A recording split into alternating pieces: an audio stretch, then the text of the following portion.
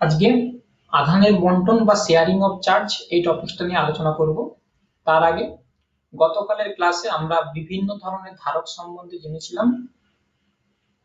সমান্তরাল পাত ধারক, গোলীয় ধারক এবং বেলনাকার ধারক, এই তিনটে ধারক সম্বন্ধে এবং তাদের ধারকত্বের পরিমাণ কতটা হবে সেটা আমরা বের করে নিয়েছি। এখন আধানের বন্টন ব্যাপারটা কি, ধরো একটা গোলীয় ধারক নিয়েছি, এটা একটা গোলীয় ধারক, আর আরেকটা গোলীয় ধারক নিয়েছি এটা। এখন প্রথমটার ক্ষেত্রে তার আধান মানে ওই গোলীয় ধারকটাতে আমি Q1 পরিমাণ আধান দিয়েছি, তার ক্যাপাসিটেন্স বা ধারকত্বের পরিমাণ হচ্ছে C1 এবং ওটাতে যে পরিমাণ বিভব হয়েছে সেটা হচ্ছে V1, আর ওটার মধ্যে সঞ্চিত শক্তির পরিমাণ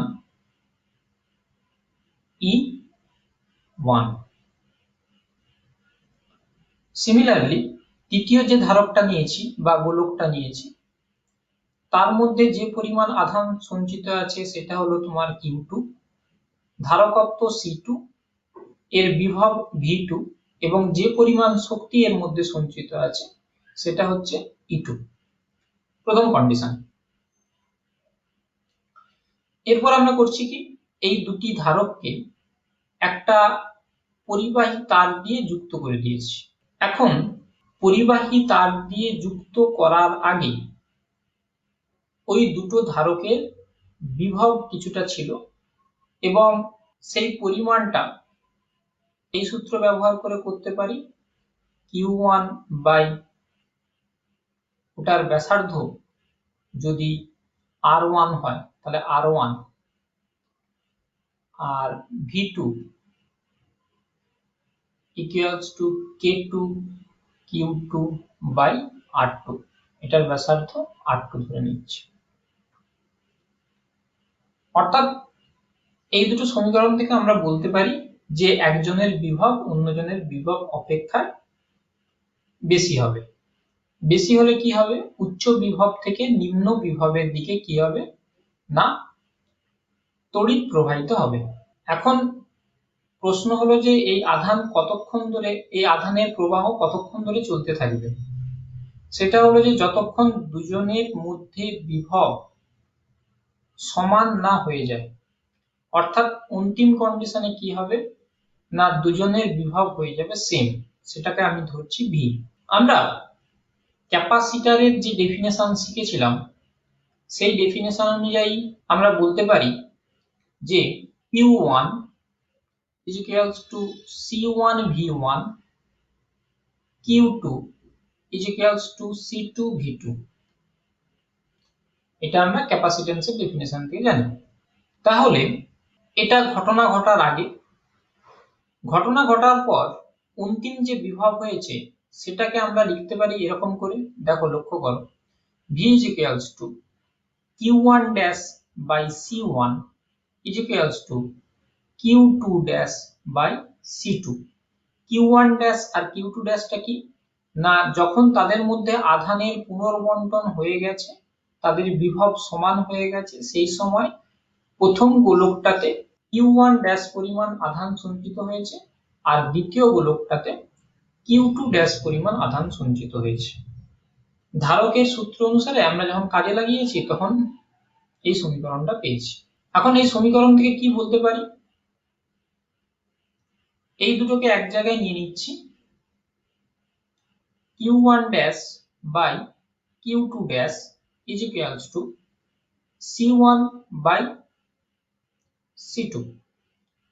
উভয় পক্ষকে আমি কি করছি কি 1 দিয়ে যোগ করে নিচ্ছি, 1 প্লাস 1, অর্থাৎ দাঁড়াচ্ছে কত Q1 dash plus Q2 dash by Q2 dash is equals to C1 plus C2 by C2।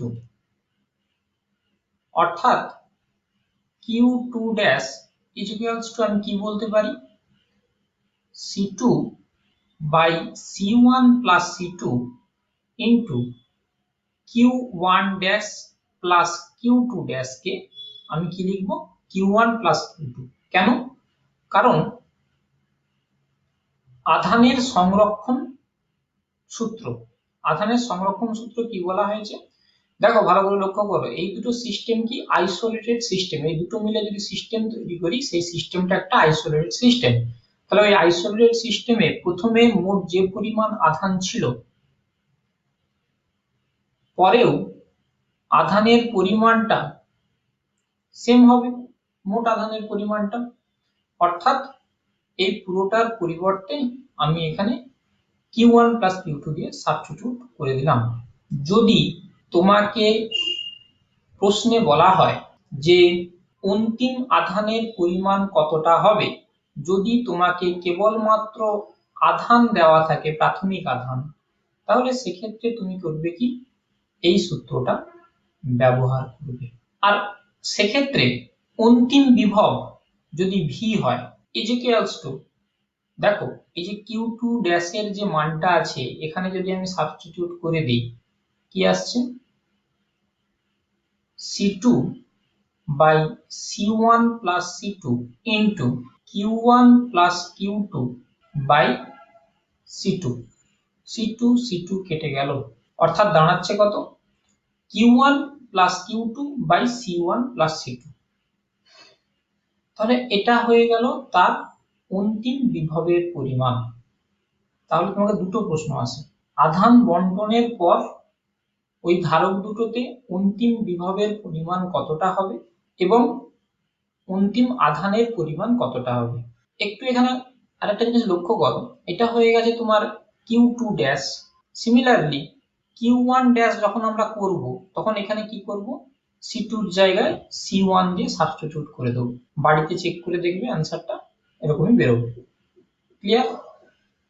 তাহলে যখন আমাকে আধান দেওয়া আছে তখন আমি এরকম ভাবে করব, কিন্তু যদি আমাকে বিভব দেওয়া থাকে তখন আমি প্রবলেমটাকে কিভাবে সলভ করব একটু ভালো করে লক্ষ্য করো।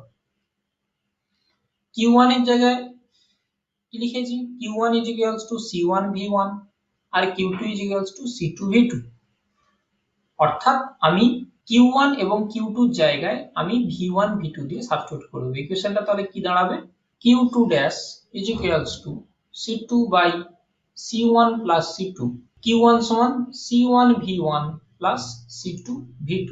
তাহলে এই অ্যানসারটাও মনে রাখতে হবে, এই অ্যানসারটাও মনে রাখতে হবে। যখন তোমাকে বলা হলো যে Q1 Q2 আধানে আহিত দুটো গোলককে যোগ করে দেওয়া হয়েছে অন্তিম আধান কত হবে, এই সূত্রটা লাগাবে। অথবা তোমাকে বলল যে V1 এবং V2 বিভবে আহিত দুটি গোলককে পরিবাহী তার দিয়ে যোগ করা হলো, অন্তিম আধানের পরিমাণ কত হবে, তখন এটা করবে। সেই সময় অন্তিম বিভব কত হবে C1 V1 plus C2 V2 by C1 plus C2।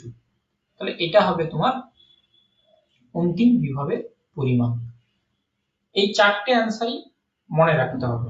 এরপরে আসছি মোট শক্তির কি কিছু পরিবর্তন হবে। প্রথম কন্ডিশনে শক্তির পরিমাণ কত ছিল E1 is equals to, ভালো করে লক্ষ্য করো, half into C1 into V1 square. আমরা জানি কোন গোলকে সঞ্চিত স্থিতিশক্তির পরিমাণ হাফ CV স্কয়ার হয়, তাই প্রথম গোলকে সঞ্চিত স্থিতিশক্তির পরিমাণ হাফ C1 V1 স্কয়ার আর দ্বিতীয় গোলকে সঞ্চিত স্থিতিশক্তির পরিমাণ হাফ C2 V2 স্কয়ার। এটা হলো আধান বণ্টনের পূর্বে। আধান বণ্টন যখন হয়ে যাবে তখন প্রথম গোলকে স্থিতিশক্তির পরিমাণ হবে হাফ C1 V স্কয়ার আর দ্বিতীয় গোলকটাতে পরিমাণ হবে হাফ C2 V স্কয়ার। তাহলে শক্তির কতটা পরিবর্তন হয়েছে ইকুয়ালস টু অন্তিম মাইনাস প্রাথমিক। অন্তিম কন্ডিশনে মোট শক্তির পরিমাণ কত E1 dash plus E2 dash minus প্রাথমিক কন্ডিশনে শক্তির পরিমাণ কত ছিল E1 plus E2 equals to half C1 plus C2 into V square. এই দুটোকে যোগ করে আমি হাফ V স্কয়ার কমন নিয়ে নিয়েছি। Minus half c1 v1 square plus half c2 v2 square. পুরোটা থেকে হাফ সরাসরি কমন নিয়ে নিই, half c1 plus c2, v এর জায়গায় আমি এই মানটা বসিয়ে দিচ্ছি, c1 v1 plus c2 v2 এর whole square by c1 plus c2 এর whole square minus c1 v1 এর square plus c2 v2 square. এরপর লক্ষ্য করো এটা আর এটা একটা স্কয়ার কেটে যাবে, এটাকে এক্সপানশন করছি, equals to half c1 square v1 square plus c2 square v2 square plus 2 into c1 c2 v1 v2, এটাকে ফ্যাক্টরাইজ করে উপরে তুলে দিচ্ছি, মাইনাস একবার c1 এর সাথে পুরো টার্মটার গুণ হবে, c1 square v1 square minus c1 c2 v2 square, তারপর c2 এর সাথে পুরোটা একবার গুণ হবে, minus c1 c2 v1 square minus c2 square v2 square by c1 plus c2। এটা ইকুয়ালস টু হাফ, লক্ষ্য করো এটা কেটে গেল, এটা কেটে গেল, আমি এবার কমন নিয়ে নিচ্ছি c1 c2, অর্থাৎ c1 c2 যদি কমন নিই,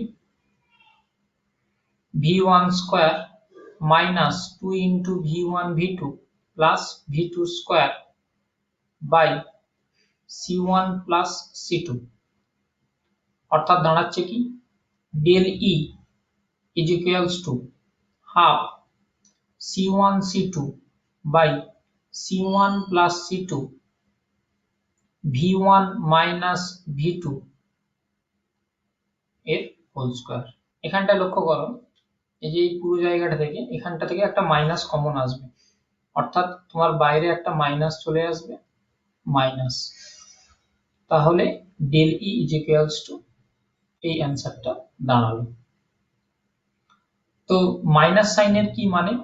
মাইনাস সাইনের মানে হচ্ছে যে অন্তিম শক্তির পরিমাণ প্রাথমিক শক্তি অপেক্ষা কম, অর্থাৎ এই আধান বণ্টনের জন্য শক্তির কিছুটা হ্রাস হয়, যে শক্তিটা তাপ শক্তিতে রূপান্তরিত হয়ে যায়।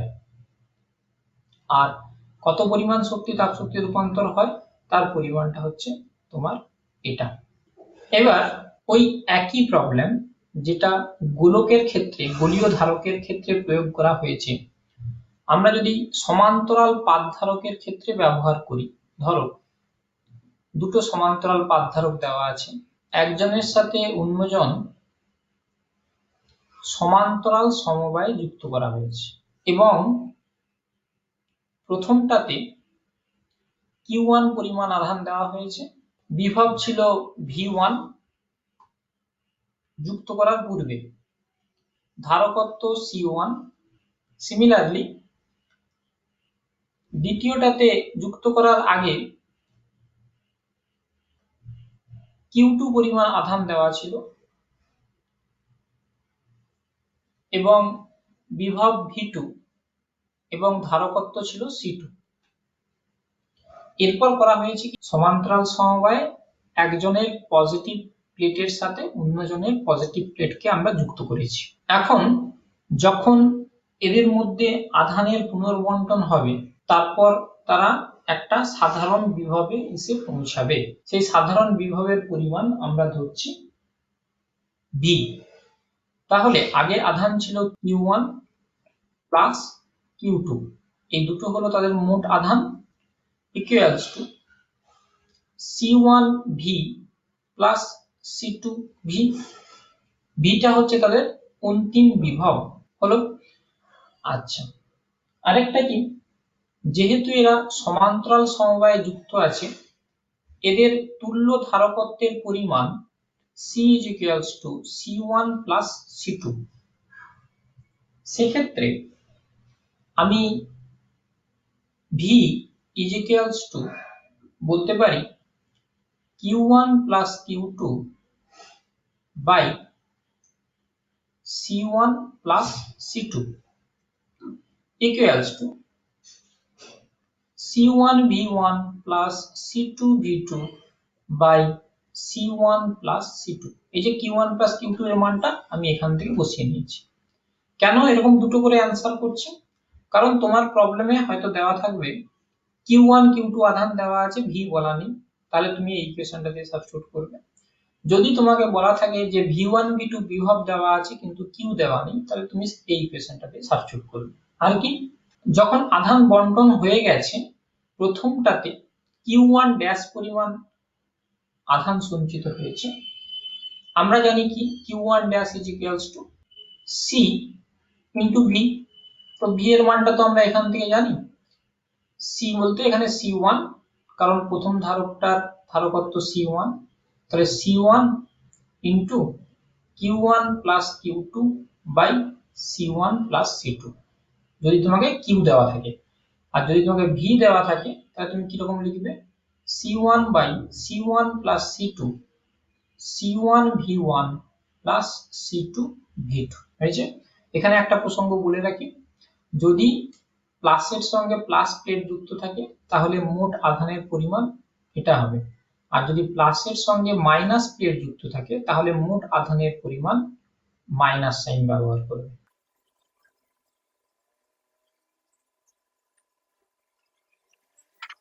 ধারকের সমবায় বা কম্বিনেশন অফ ক্যাপাসিটরস।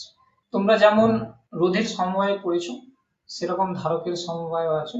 ধারকের সমবায় তিন রকম হয়, একটা হচ্ছে শ্রেণী সমবায়, আরেকটা হচ্ছে সমান্তরাল সমবায়, আর হচ্ছে মিশ্র সমবায়। প্রথমে আসি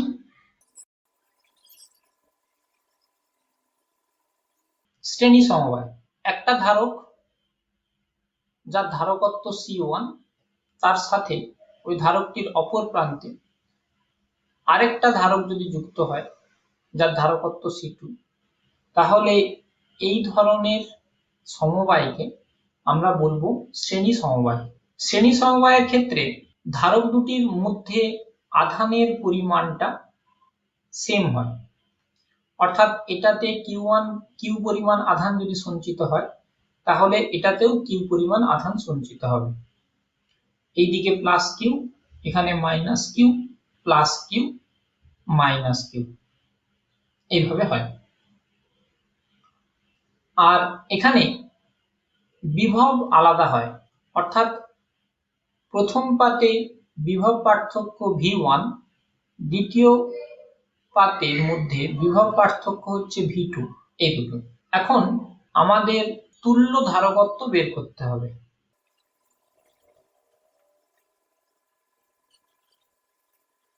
ইকুইভ্যালেন্ট ক্যাপাসিটেন্স, এটার পরিমাণ কতটা হবে এটা আমরা বের করব। এখন প্রশ্ন হচ্ছে তুল্য বা ইকুইভ্যালেন্ট এই জিনিসটা কি, এটা প্রথমে বুঝতে হবে। সেটা হলো এই দুটো ধারকের পরিবর্তে আমি একটাই ধারক ব্যবহার করব যার ধারকত্ব হবে C, এবং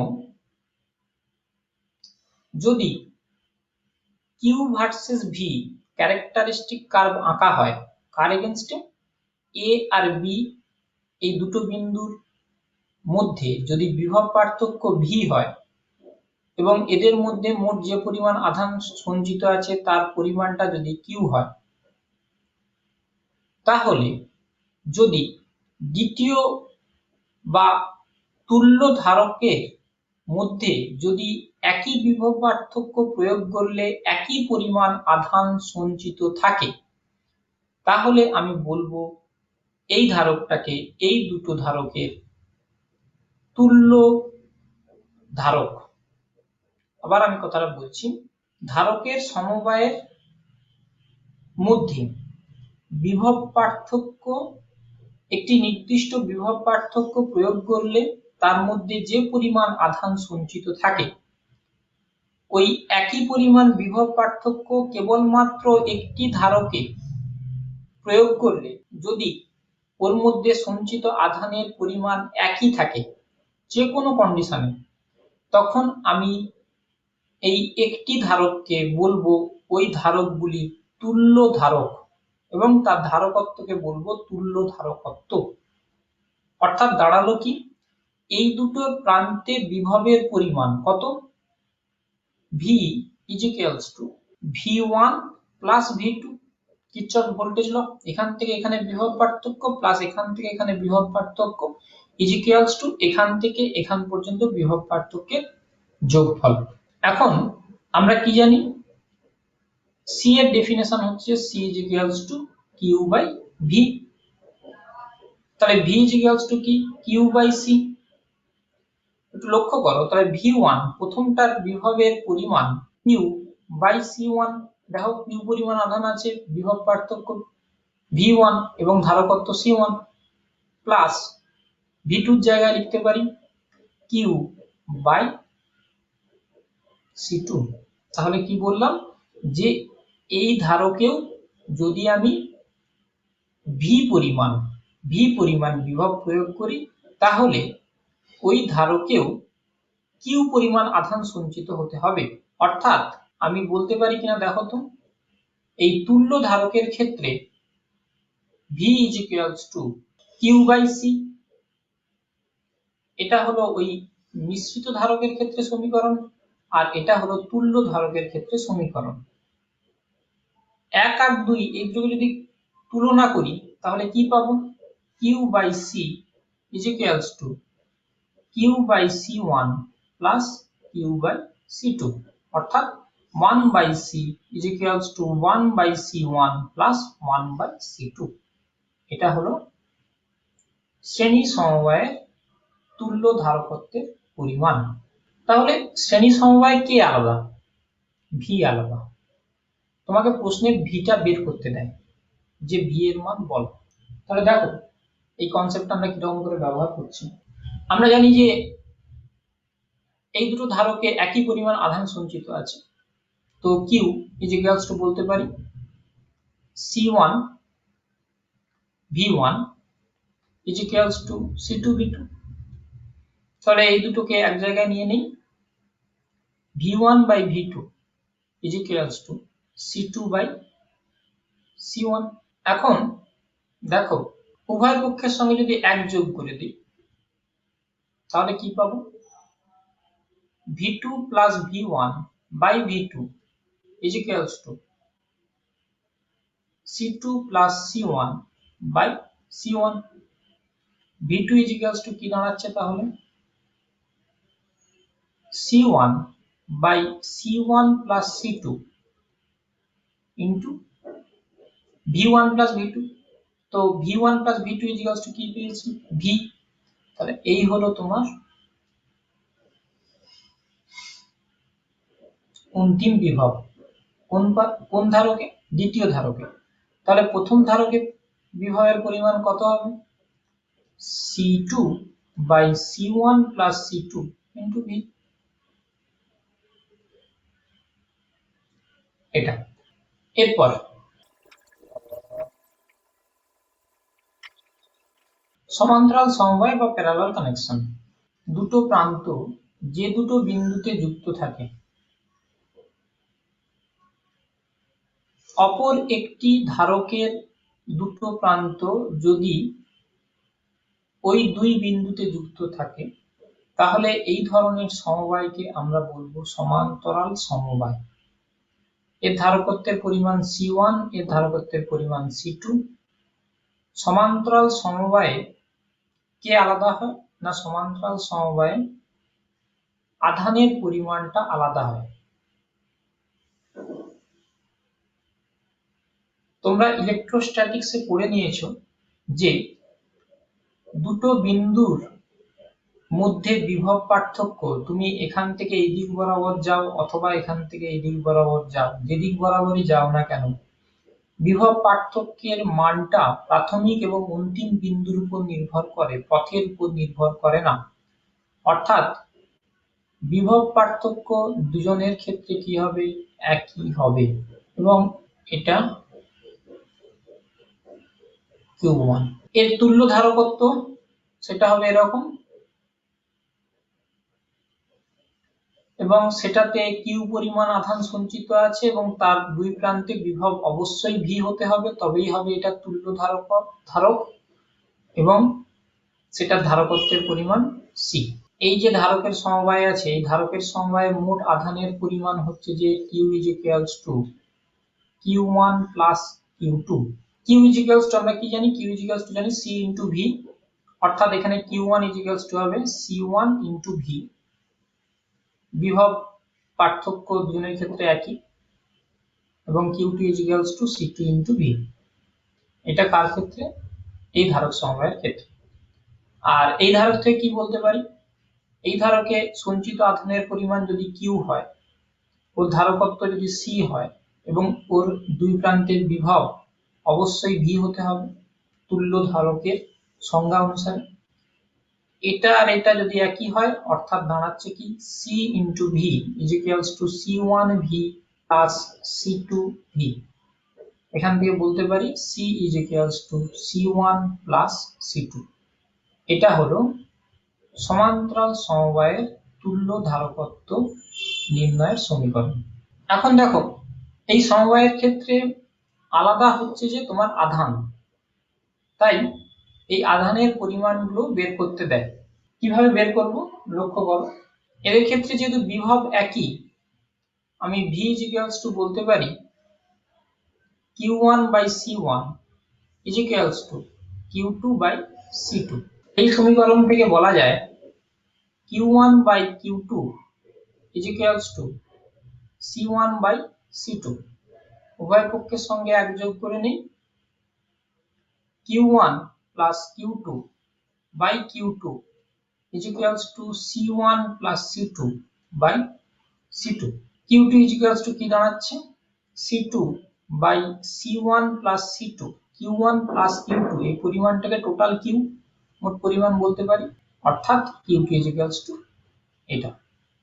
similarly Q1 is equals to কি বলতে পারি, বাড়িতে চেক করে দেখবে C1 by C1 plus C2 into Q। এই হলো ধারকের শ্রেণী সমবায় এবং সমান্তরাল সমবায়। এরপর আরেকটা আছে, সেটা হচ্ছে ধারকের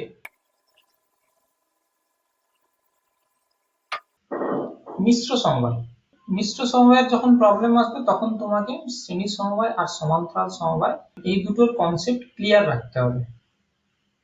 এবং প্রবলেম যখন আসবে, ধরো তোমাকে এরকম একটা প্রবলেম দেওয়া হয়েছে, তাহলে প্রথমে চিনতে হবে যে কোনগুলো শ্রেণীতে আছে আর কোনগুলো সমান্তরালে আছে। দেখো এই দুটো সমান্তরালে আছে, তাহলে প্রথমে করবে কি, স্টেপ বাই স্টেপ এখানে প্রসেসগুলো সলভ করি। প্রথমে এই দুটো তুল্য ধারকের ধারকটা নির্ণয় করে নেবে, সেটা ধরছি এটা, তার সঙ্গে এটা কিসে আছে, শ্রেণী সমবায় আছে। তাহলে আবার করবে কি, এখানে শ্রেণী সমবায়ের সূত্র লাগাবে। লক্ষ্য করো, ম্যাথমেটিক্যালি সলভ করি। এটার ধরো ধারকত্ব C1, এটার C2, এটার C3, এটা C3 যেমন আছে তেমন।